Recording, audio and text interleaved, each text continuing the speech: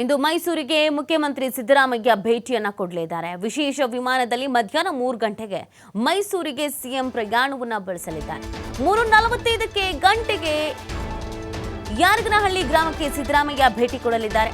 ಅನಿಲ ಸೋರಿಕೆಯಿಂದ ಮೃತರಾದ ಕುಟುಂಬಕ್ಕೆ ಸಾಂತ್ವನ ಹೇಳಲಿದ್ದಾರೆ. 4 ಗಂಟೆಗೆ ಸಾಲುಂಡಿ ಗ್ರಾಮಕ್ಕೆ ಭೇಟಿಯನ್ನ ನೀಡಲಿದ್ದಾರೆ ಸಿಎಂ.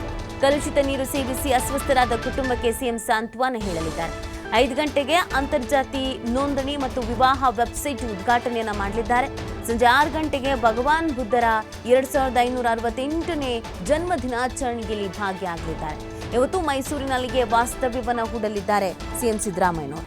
ಇವತ್ತು ಸಿಎಂ ಸಿದ್ದರಾಮಯ್ಯ ಮೈಸೂರಿಗೆ ಭೇಟಿಯನ್ನ ಕೊಡ್ತಾ ಇರೋದು.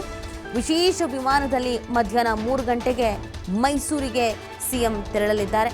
3:45ಕ್ಕೆ ಯಾರಗನಹಳ್ಳಿ ಗ್ರಾಮಕ್ಕೆ ಸಿದ್ದರಾಮಯ್ಯನವರು ಭೇಟಿ ಕೊಡ್ತಾ ಇದ್ದಾರೆ.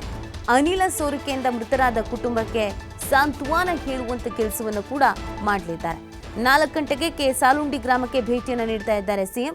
ಯಾಕಂದ್ರೆ ಅಲ್ಲಿ ಕಲುಷಿತ ನೀರು ಸೇವಿಸಿ ಅಸ್ವಸ್ಥರಾದಂಥ ಕುಟುಂಬಕ್ಕೆ ಸಿಎಂ ಸಾಂತ್ವನವನ್ನು ಹೇಳಲಿದ್ದಾರೆ.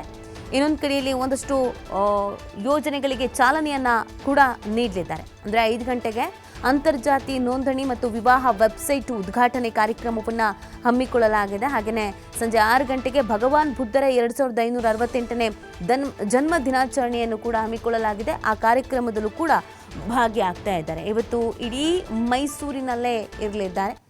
ಅನೇಕ ಕಾರ್ಯಕ್ರಮಗಳಿಗೆ ಭೇಟಿಯನ್ನು ಕೊಡಲಿದ್ದಾರೆ. ಮತ್ತು ಅನಿಲ ಸೋರಿಕೆಯಿಂದ ಒಂದೇ ಕುಟುಂಬದ 4 ಸಾವನ್ನಪ್ಪಿದ್ರು.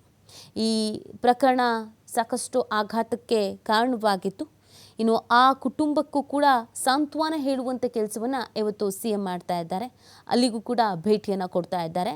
ಮತ್ತು ಸಾಲುಂಡಿ ಗ್ರಾಮ, ಇಲ್ಲಿ ಕಲುಷಿತ ನೀರು ಸೇವನೆ ಮಾಡಿ ಅನೇಕ ಜನರು ಅಸ್ವಸ್ಥರಾಗಿದ್ದರು, ಆಸ್ಪತ್ರೆಗೆ ದಾಖಲಾಗಿದ್ದರು, ಟ್ರೀಟ್ಮೆಂಟನ್ನು ಪಡ್ಕೊಳ್ತಾ ಇದ್ದಾರೆ. ಅಲ್ಲಿಗೂ ಕೂಡ ಭೇಟಿಯನ್ನು ಕೊಡಲಿದ್ದಾರೆ. ಆ ಕುಟುಂಬಸ್ಥರನ್ನು ಕೂಡ ಮಾತನಾಡಿಸಲಿದ್ದಾರೆ.